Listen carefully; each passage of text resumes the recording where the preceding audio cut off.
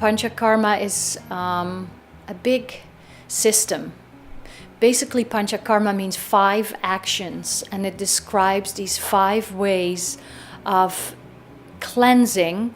And in Ayurveda, this means eliminating excess dosha. Ayurvedic cleansing nowadays in the United States, in Europe, in the West, is done a lot, and it always follows the basic protocol of Panchakarma. And that doesn't mean you're going to do all these 5 actions. And it definitely always is abbreviated. It's not as thorough, not as complex, but that we follow the foundation. And that foundation is that you use fats, both internally and externally, to address toxins in the body. Toxins mostly are fat soluble. You find them in the fat tissue in your body. So when you use fats, internally we often use ghee, but it can also be a vegetable oil. Externally there's oils.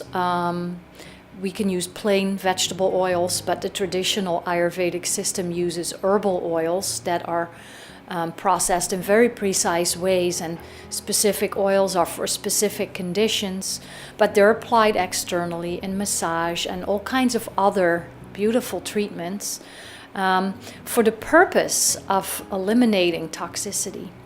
And because again, toxins tend to be fat soluble, they really get addressed that way. And while you go through that whole process, you bring your digestive system in a state of as little work as possible. So basically that Agni, that flame, becomes very small.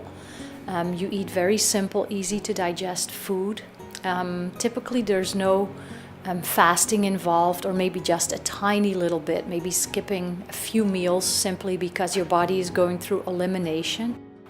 The application of fats internally and externally, that happens first. Then you go through elimination procedures, or you can do just one of them. Like I said, we can do all kinds of things within that that protocol of Panchakarma.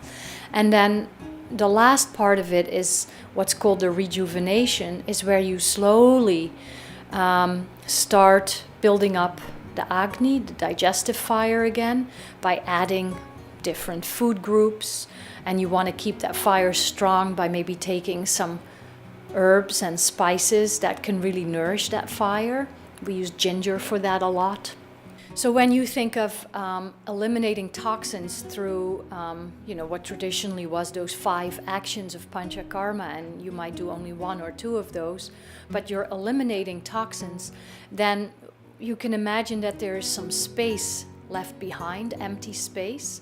So the whole image for the rejuvenation phase is that you are going to fill up those empty spaces with things that are really good and nourishing for building a strong, healthy body and a strong, healthy immune system.